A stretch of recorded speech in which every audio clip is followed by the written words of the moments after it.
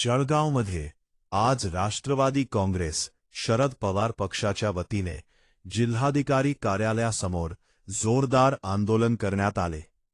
शेतीच्या मशागतीचे दिवस सुरू असताना शेतकऱ्यांना डिझेलचा तुटवडा भासत असल्याचा आरोप करत ट्रॅक्टरद्वारे मशागत करणाऱ्या शेतकऱ्यांसाठी तब्बल 30% डिझेल पंप राखीव ठेवण्याची मागणी करण्यात आली। आंदोलनादरम्यान कार्यकर्त्यांनी जिल्हाधिकारी कार्यालयाबाहेर घोषणाबाजी करत संताप व्यक्त केला। विशेष म्हणजे कार्यालयातून बाहेर पडणारे एकही शासकीय वाहन कार्यकर्त्यांनी जाऊ दिले नाही। त्यामुळे परिसरात काही काळ तणावपूर्ण वातावरण निर्माण झाले होते। जोपर्यंत शेतकऱ्यांच्या मागण्या पूर्ण होत नाहीत तोपर्यंत आंदोलन मागे घेतले जाणार नाही, असा इशारा आंदोलनकर्त्यांनी प्रशासनाला दिला आहे। दरम्यान वाढत्या इंधन समस्येमुळे शेतकरी अडचणीत सापडल्याचे सांगत प्रशासनाने तातडीने निर्णय घ्यावा अशी मागणीही यावेळी करण्यात आली।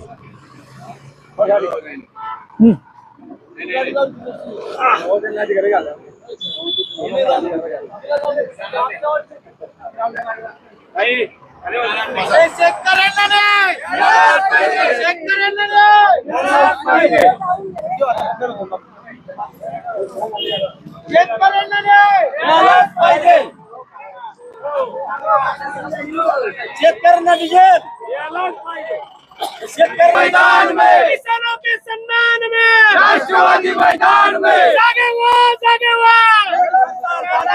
अरे जागे हुआ मेरी सरकार जागे हुआ शेतकऱ्यांना डिझेल मिळालंच पाहिजे शेतकऱ्यांना डिझेल मिळालंच पाहिजे शेतकऱ्यांना डिझेल मिळालंच पाहिजे